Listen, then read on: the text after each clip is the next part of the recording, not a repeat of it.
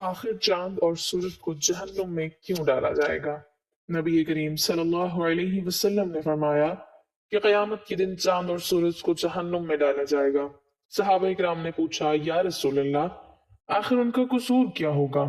حضور صلی اللہ علیہ وسلم نے فرمایا، ان کا قصور یہ ہوگا کہ وہ دونوں، بسم اللہ الرحمن الرحیم، جب اللہ تعالیٰ نے کائنات کی تخلیق کا ارادہ فرمایا تو سب سے پہلے آدم کے پردوں کو ہٹایا، خاموشی کو حکم دیا کہ وجود میں آئے، پھر اندھیروں کو پیدا کیا تاکہ روشنی کی قدر ظاہر ہو، زمین و آسمان کو بنایا اور ان کے درمیان توازن قائم کیا، پھر اللہ نے نور کو پیدا کیا اور اسی نور سے سورج اور چاند کو وجود بخشا۔ سورج کو ایسا روشن چراغ بنایا جو اپنی ذات سے روشنی دیتا ہے اور پوری کائنات کو حرارت، زندگی اور توانائی عطا کرتا ہے۔ اس کی روشنی میں دن پیدا ہوا تاکہ انسان محنت کرے، زمین آباد ہو، کھیتیاں لہلہائیں اور زندگی کا نظام قائم رہے۔ سورج کو حکم دیا گیا کہ وہ ایک مقررہ مدار میں چلے اور نہ ایک لمحہ آگے بڑھے نہ پیچھے ہٹے۔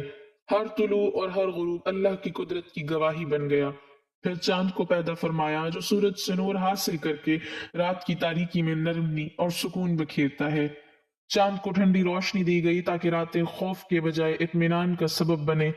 چاند کے مراحل بنائے گئے، کبھی ہلال، کبھی نصف، کبھی بدر، تاکہ انسان وقت کا حساب رکھے، مہینوں، سالوں اور عبادات کے اوقات متعین ہوں، روزے کا آغاز، حج کے دن معلوم ہوں اور زندگی نظم و ضبط میں ڈھل جائے۔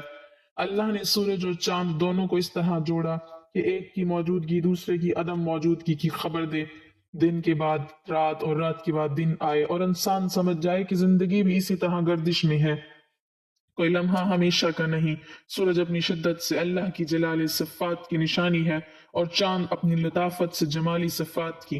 دونوں کو سجدے کی حالت میں رکھا گیا کہ وہ ایک لمحہ بھی حکم عدولی نہ کریں۔ قرآن نے اعلان کیا کہ سورج اور چاند کسی انسان کے تابع نہیں بلکہ اللہ کے حکم کے پابند ہیں۔ نہ سورج کو یہ طاقت دی گئی کہ وہ چاند کو پکڑ لے اور نہ رات دن پر سبقت لے جا سکتی ہے۔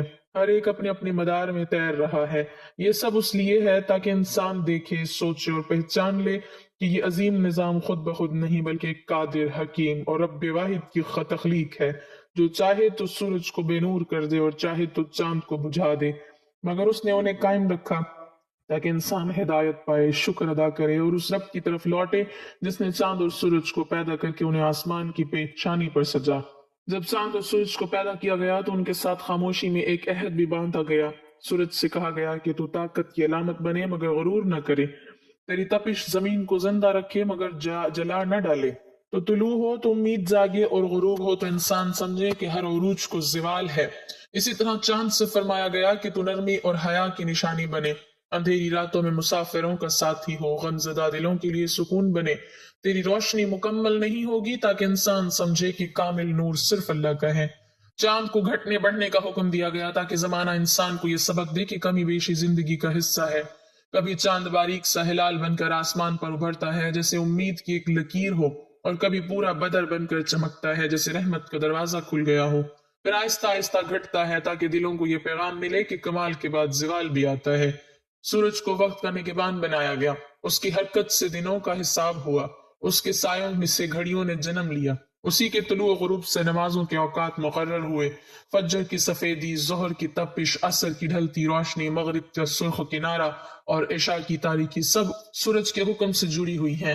چاند کو مہینوں کا امین بنایا گیا، اسی کے دیکھنے سے روزہ رکھا گیا اور اسی کے نظر آنے سے عید کی خوشیاں نصیب ہوئیں، حج کے دن متعین ہوئے اور عبادات کا نظام قائم ہوا۔ اللہ نے سورج اور چاند کو کبھی ایک ساتھ مکمل اختیار نہ دیا تاکہ انسان سمجھ لے کہ دنیا میں کوئی ایک طاقت مکمل حاکم نہیں، سب اللہ کے محتاج ہیں۔ سورج اپنی پوری آب و تاب کے باوجود رات کو غائب ہو جاتا ہے اور چاند اپنی لطافت کے باوجود دن میں چھپ جاتا ہے۔ یہ چھپنا اور ظاہر ہونا اللہ کی قدرت کا اعلان ہے۔ قرآن میں بار بار انسان کو دعوت دی گئی کہ سورج اور چاند کو دیکھو، ان کے سجدے کو پہچانو، وہ بغیر تھکے ہزاروں برس سے ایک ہی حکم پر چل رہے ہیں، نہ ان میں ٹکراؤ ہے نہ بغاوت۔ ان کی خاموشی اطاعت انسان کی سرکشی پر سوال بن جاتی ہے۔ اگر سورج ایک لمحہ اپنی رفتار بدل دے تو نظام بکھر جائے، اور اگر چاند اپنا راستہ چھوڑ دے تو زمین کا توازن ٹوٹ جائے، مگر وہ دونوں اللہ کے حکم میں بندھے ہوئے ہیں، دنیا کو روشنی بھی دے رہے ہیں اور یہ سبق بھی یہ سبق کی طاقت ہو تو عدل کے ساتھ ہو، خوبصورتی ہو تو حیا کے ساتھ ہو، چمک ہو تو اطاعت کے ساتھ ہو۔ چاند اور سورج صرف آسمان کے چراغ نہیں بلکہ انسان کے لیے زندہ نشانی ہے، جو ہر دن اور ہر رات خاموش زبان میں پکار کر کہتے ہیں کہ ہمارا خالق ایک ہے، اسی کی طرف لوٹو، اسی کو مانو اور اسی کے سامنے جھک جاؤ۔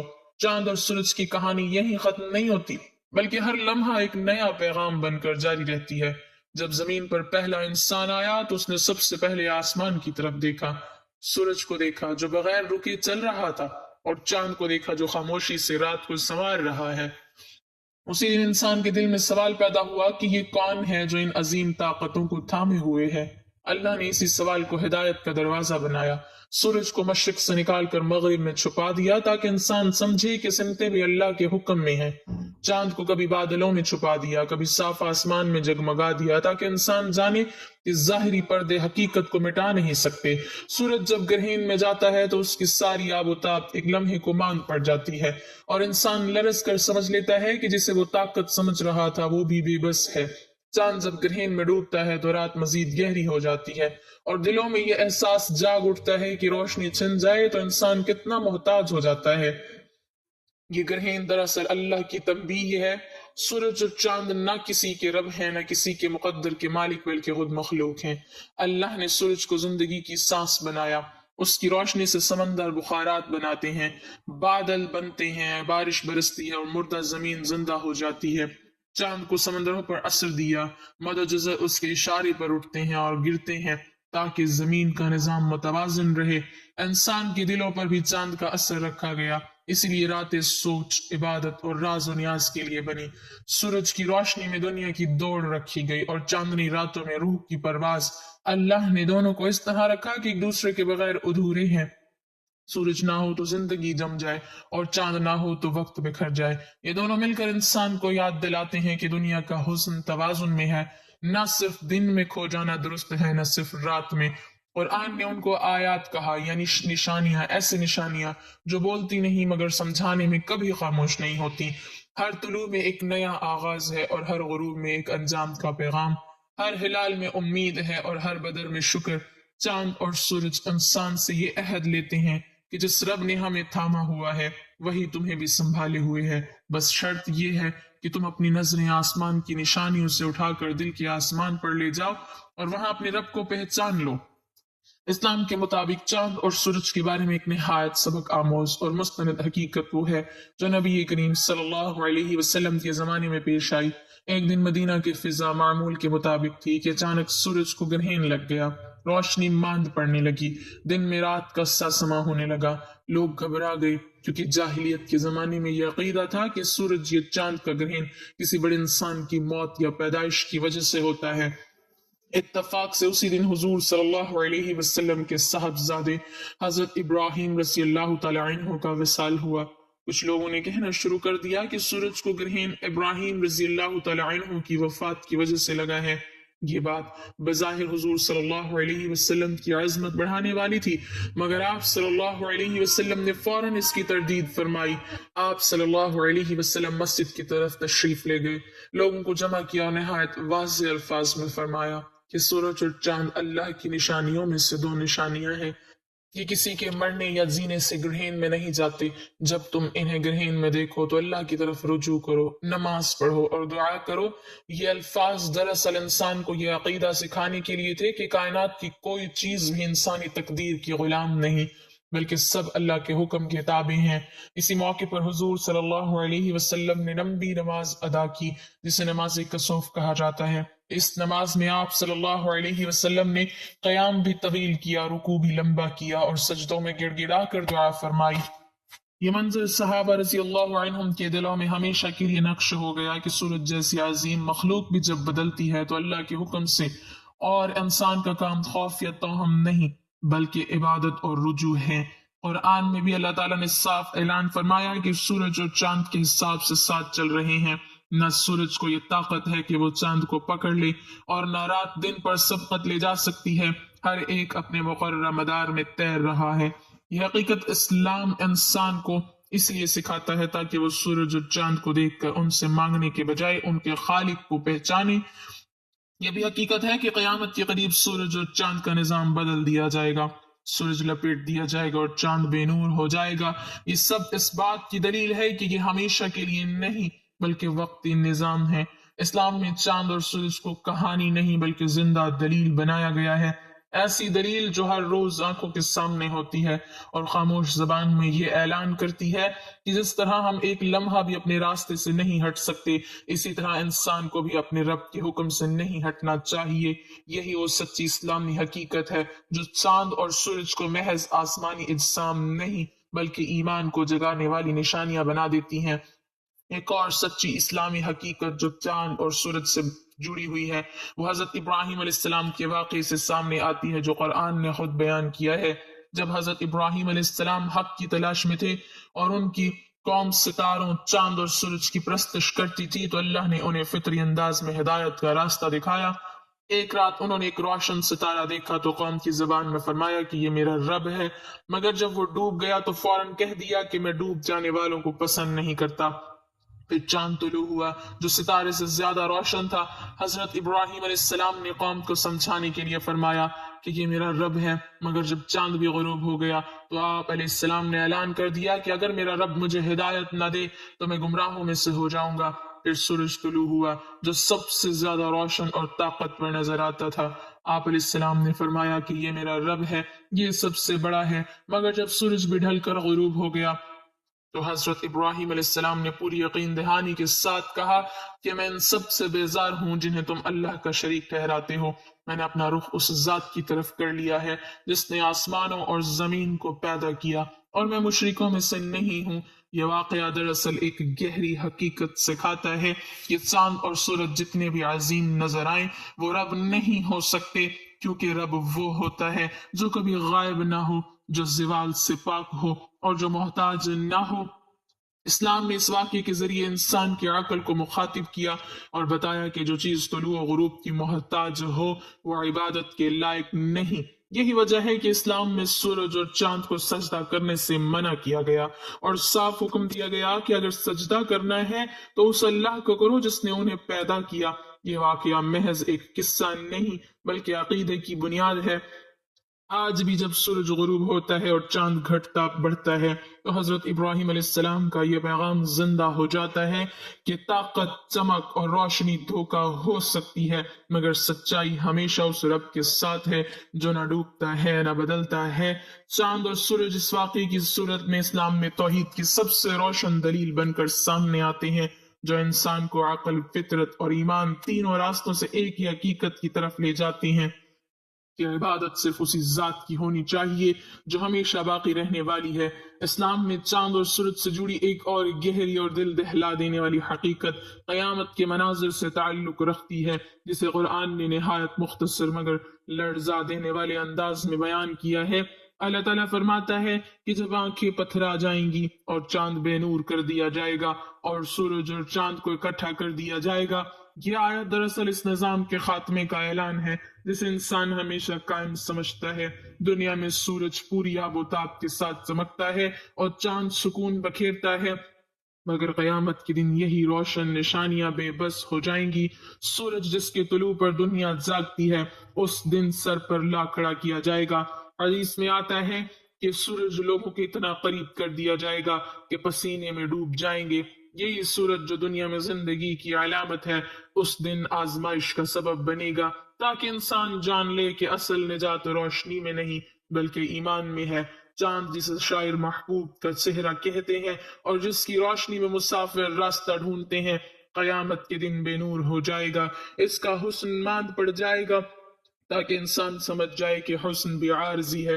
قرآن نے ایک اور جگہ فرمایا کہ جب سورج لپیٹ دیا جائے گا، یہ لپیٹنا صرف ایک فلکی واقعہ نہیں بلکہ پوری انسانی غرور کی لپیٹ ہے، یعنی وہ طاقتیں جن پر انسان ناز کرتا ہے وہ سب ختم ہو جائیں گی۔ اسلام اس حقیقت کو اس لیے بیان کرتا ہے تاکہ انسان آج ہی سنبھل جائے۔ آج جب سورج طلوع ہو تو اسے نئی زندگی نہ سمجھے بلکہ مہلت سمجھے، اور جب چاند نکلے تو اسے صرف خوبصورتی نہ سمجھے بلکہ حساب کی گھڑی سمجھے۔ اسی چاند سے مہینے بنتے ہیں اور انہی مہینوں میں اعمال لکھے جاتے ہیں۔ یہ بھی اسلامی حقیقت ہے کہ سورج اور چاند قیامت کے دن انسان کے لیے گواہی دیں گے۔ حدیث کے مفہوم کے مطابق زمین، وقت اور حالات سب انسان کے اعمال پر شاہد ہوں گے۔ تو جس سورج کے نیچے گناہ کیا گیا اور جس چاندنی رات میں عبادت کی گئی وہ سب بول اٹھیں گے۔ یہ تصور اسلام کو باقی مذاہب سے ممتاز کرتا ہے کہ یہاں کائنات بے جان نہیں بلکہ اللہ کے حکم سے گواہ ہے۔ چاند اور سورج اسی لیے خاموشی سے چل رہے ہیں کہ انسان کے پاس کوئی عذر باقی نہ رہے، ہر دن اور ہر رات اسے یاد دلاتے رہیں کہ انجام یقینی ہے، نہ سورج ہمیشہ چمکے گا نہ چاند ہمیشہ نکلے گا، بس وہی باقی رہے گا جو ان سب کا خالق ہے۔ اسلام چاند اور سورج کو کہانی نہیں بناتا بلکہ آئینہ بناتا ہے، ایسا آئینہ جس میں انسان اپنا حال دیکھ لے تو سنور جائے، اور اگر نہ دیکھے تو ایک دن یہ آئینہ بھی ٹوٹ جائے گا اور صرف حقیقت باقی رہ جائے گی۔ ناظرین، اللہ تعالیٰ زمین و آسمان، ان میں بسنے والی تمام مخلوقات کے خالق ہیں۔ جس طرح انس و جن کو اپنی عبادت کے لیے پیدا کیا، اسی طرح باقی مخلوقات کو بھی کسی نہ کسی مقصد کے لیے پیدا کیا۔ ہر مخلوق اللہ کی تسبیح بیان کرتی ہے۔ ان مخلوقات میں سورج، چاند اور ستارے بھی شامل ہیں۔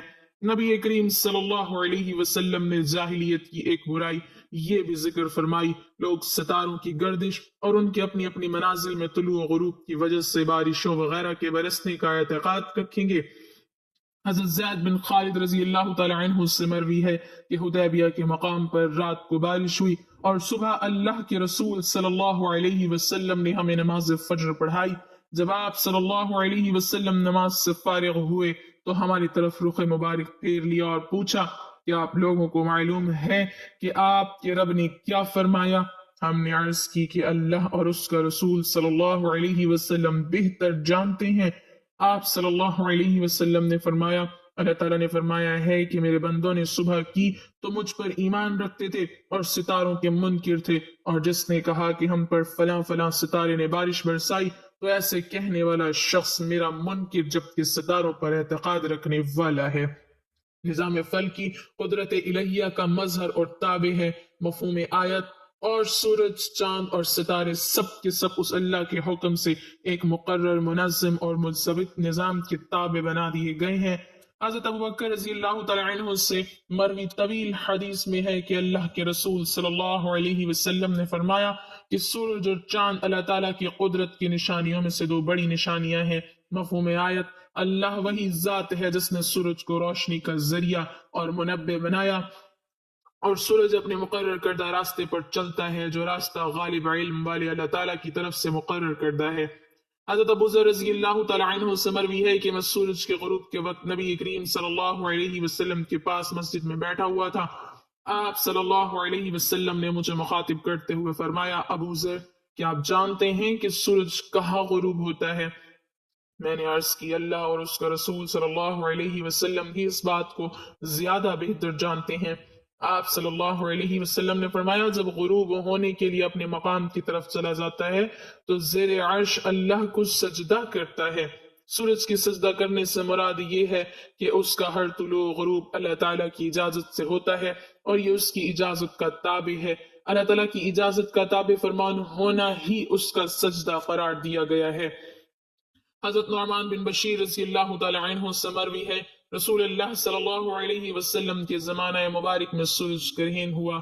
آپ صلی اللہ علیہ وسلم نے فرمایا، لوگوں نے نظریہ بنا لیا ہے سورج اور چاند کو گرہن اس لیے لگتا ہے کہ کسی عظیم شخصیت کی موت واقع ہوئی ہے، حالانکہ یہ حقیقت کے بالکل خلاف ہے۔ سورج اور چاند کو گرہن کسی کی موت و حیات کی وجہ سے نہیں لگتا، یہ اللہ تعالیٰ کی نشانیوں میں سے بڑی نشانیاں ہیں۔ محترم ناظرین، کیا آپ کو معلوم ہے کہ چاند اور سورج کو بھی جہنم میں ڈالا جائے گا؟ حضرت ابن عباس رضی اللہ تعالی عنہ سے مروی ہے، انہوں نے فرمایا، جس سے اس بارے میں شک ہو کہ میدان حشر شام میں برپا ہوگا، اس سے یہ آیت مبارک تلاوت کر لینی چاہیے۔ رسول پاک صلی اللہ علیہ وسلم نے انہیں استثناء فرمایا تھا کہ تم چلے جاؤ۔ انہوں نے پوچھا کہاں؟ تو آپ صلی اللہ علیہ وسلم نے فرمایا، ارض محشر کی طرف۔ حضرت معاویہ بن حیدہ رضی اللہ تعالی عنہ سے روایت ہے کہ آپ صلی اللہ علیہ وسلم نے ارشاد فرمایا کہ تم اس طرف جمع کیے جاؤ گے، اور آپ صلی اللہ علیہ وسلم نے ملک شام کی طرف اشارہ فرمایا۔ حضرت سمرہ بن جندب رضی اللہ تعالی عنہ سے روایت ہے کہ آپ صلی اللہ علیہ وسلم نے فرمایا تم بیت المقدس کی طرف مشہور ہوگے اور پھر تم قیامت میں جمع ہوں گے۔ حضرت وہاب بن منبع رحمۃ اللہ علیہ فرماتے ہیں کہ اللہ تعالیٰ نے بیت المقدس سے فرمایا تھا کہ میں تجھ پر اپنا عرش رکھوں گا اور تیری طرف اپنی مخلوق کو محشور کروں گا، اور تیرے پاس داؤد علیہ السلام سوار ہو کر آئیں گے۔ حضرت ابن عمر رضی اللہ تعالی عنہ سے روایت ہے کہ آپ صلی اللہ علیہ وسلم نے فرمایا کہ جو شخص یہ چاہے کہ اپنی آنکھ سے قیامت کا مشاہدہ کرے تو اسے چاہیے کہ وہ اذا الشمس کوورت واذا النجوم انکدرت کو پڑھ لے۔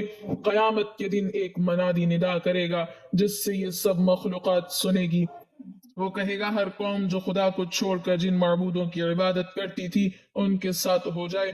چنانچہ ہر شخص کے سامنے اس کے معبود کی صورت بنا دی جائے گی جس کی وہ عبادت کیا کرتا تھا۔ ایک فرشتے کی شکل حضرت عزیر علیہ السلام جیسی اور ایک فرشتے کی شکل حضرت عیسیٰ ابن مریم علیہ السلام جیسی بنا دی جائے گی۔ چنانچہ یہودی اور عیسائی ان دونوں کے پیچھے چل پڑیں گے، پھر یہ معبود انہیں جہنم کی طرف لے جائیں گے، پھر کوئی نہیں بچے گا، صرف مومن رہ جائیں گے۔ البتہ مومنین میں کچھ منافق بھی ہوں گے۔ اللہ تعالیٰ ان کے سامنے جس حالت میں چاہیں گے ظہور کریں گے اور فرمائیں گے اے لوگو سب لوگ چلے گئے، تم بھی اپنے خدا کے ساتھ جس کی تم عبادت کرتے تھے اس کے ساتھ چلے جاؤ۔ وہ عرض کریں گے کہ خدا کی قسم اللہ کے سوا ہمارا کوئی معبود نہیں، ہم غیر اللہ کی عبادت نہیں کرتے تھے۔ پھر اللہ تعالیٰ اپنی پنڈلی مبارک سے پردہ ہٹا کر مومنین پر اپنی عظمت کی تجلی فرمائیں گے جس سے وہ پہچان لیں گے کہ وہی ان کا رب ہے۔ مومنین یہ دیکھ کر سجدہ ریز ہو جائیں گے جبکہ منافقین گدی کے بل جا کر گریں گے، کیونکہ اللہ تعالیٰ ان کی پشتوں کو بیل کے سین کی طرح سخت کر دے گا۔ پھر اللہ تعالیٰ مومنین کو حکم دیں گے تو وہ اپنا سر اٹھائیں گے۔ حضرت ابن عباس رضی اللہ تعالیٰ عنہ سے روایت ہے کہ سیدنا ابو بکر صدیق رضی اللہ تعالیٰ عنہ نے عرض کیا یا رسول اللہ میں دیکھ رہا ہوں کہ آپ صلی اللہ علیہ وسلم بوڑھے ہو رہے ہیں۔ آپ صلی اللہ علیہ وسلم نے فرمایا مجھے سورہ ہود، سورہ واقعہ اور سورہ مرسلات، سورہ عما یتساءلون اور سورۃ التکاثر نے بوڑھا کر دیا۔ حضرت ابو مریم رضی اللہ تعالی عنہ سے روایت ہے کہ آپ صلی اللہ علیہ وسلم اذا الشمس کوورت کا مطلب یہ بیان کیا کہ سورج کو بے نور کر کے دوزخ میں ڈال دیا جائے گا، اور وَإِذَا النُّجُومُ انْكَدَرَتْ کا مطلب یہ بیان کیا کہ ستاروں کو توڑ کر جہنم میں ڈال دیا جائے گا، اور ہر اس معبود کو جس کی خدا کے سوا پرستش کی گئی دوزخ میں ڈالا جائے گا سوائے حضرت عیسیٰ علیہ السلام اور ان کی والدہ کے۔ حضرت ابن عباس رضی اللہ تعالی عنہ اذا الشمس کوورت کی تفسیر میں فرماتے ہیں کہ اللہ تعالیٰ سورج، چاند، ستاروں کو قیامت کے دن سمندر میں پھینک کر ان کی روشنی کو مسخ کر دیں گے۔ پھر اللہ تعالیٰ مغرب کی طرف سے ہوائیں چلائیں گے جو سمندر کو بھڑکا کر آگ میں بدل دیں گے۔ اور بعض حضرات نے یہ فرمایا ہے کہ جب سورج کو سمندر میں پھینکا جائے گا تو اس سے سمندر کھول اٹھے گا اور پھر آگ میں تبدیل ہو جائے گا۔ حضرت ابو ہریرہ رضی اللہ تعالی عنہ فرماتے ہیں کہ قیامت کے دن سورج اور چاند بے نور کر دیے جائیں گے۔ حضرت ابی بن کعب رضی اللہ تعالی عنہ فرماتے ہیں کہ قیامت سے پہلے 6 نشانیاں ظاہر ہوں گی۔ لوگ بازاروں میں چل پھر رہے ہوں گے کہ سورج کی روشنی بجھ جائے گی، ابھی وہ اسی حالت میں ہوں گے کہ پہاڑ زمین پر گر پڑیں گے اور زمین لرزنے لگے گی، جس سے جنات گھبرا کر انسانوں کی طرف اور انسان گھبرا کر جنات کی طرف بھاگیں گے۔ جانور، پرندے اور درندے آپس میں خلط ملط ہو جائیں گے۔ ارشاد خداوندی ہے جب جنگل کے جانوروں میں رول پڑ جائے، یعنی ایک دوسرے میں مل جائیں، اور جب بیاتی اونٹنیاں چھٹتی پھریں اور جب دریا کے جھونکے جائیں، اس وقت جنات انسانوں سے کہیں گے ہم تمہیں کہتے ہیں کہ سمندر کی طرف چلو۔ جب وہ وہاں پہنچیں گے تو آگ ہی آگ نظر آئے گی جس سے شعلے اٹھ رہے ہوں گے۔ لوگ اسی حالت میں ہوں گے کہ اچانک زمین پھٹ کر 7ویں تہہ سے جا لگے گی اور آسمان پھٹ کر 7ویں آسمان سے جا ملے گا۔ تب ان پر ایک ایسی ہوا چلے گی جو انہیں موت کی آغوش میں سلا دے گی۔ حضرت ابن مسعود رضی اللہ تعالی عنہ فرماتے ہیں کہ آسمان کی حالت تبدیل ہوتی رہے گی کبھی تو وماہلہم رویدا کی طرح ہوگی اور کبھی وردتن کدہان اور کبھی واہیتن آسمان پھٹتا رہے گا اور اس کے احوال تبدیل ہوتے رہیں گے۔ حضرت محمد بن کعب رحمۃ اللہ علیہ کی روایت سے امام قرطبی رحمۃ اللہ علیہ فرماتے ہیں قیامت کے دن لوگوں کو اندھیروں میں اٹھایا جائے گا اور آسمان کو لپیٹا جا چکا ہوگا، ستارے جھڑ جائیں گے، سورج اور چاند ختم ہو جائیں گے اور ایک منادی آواز دے گا، لوگ اس دن اس کی آواز کے پیچھے دوڑیں گے۔